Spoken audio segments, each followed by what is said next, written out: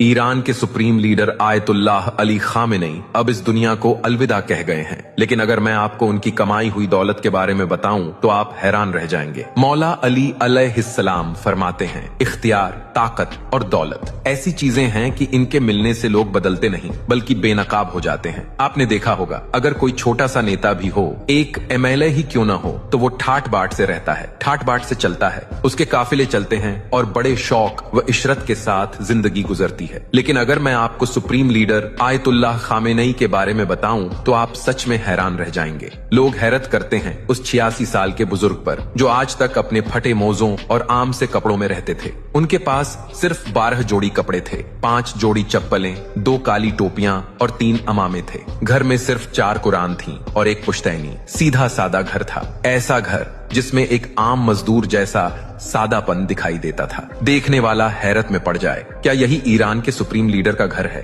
बस यही उनकी दौलत थी। अगर वे चाहते तो एक लग्जरी लाइफ जी सकते थे, लेकिन नहीं। इन्हीं शख्स ने ईरान को इतना मजबूत, इतना ताकतवर बना दिया कि जिसकी कोई हद नहीं। तो यही होती है सादगी, जो हमारे सारे खलीफाओं में थी, जो हमारे हुजूर पाक सल्लल्लाहु अलैहि वसल्लम में थी। अगर आप भी मानते हैं कि आयतुल्लाह अली खामेनेई एक बहादुर लीडर थे, तो इस वीडियो को लाइक शेयर करें।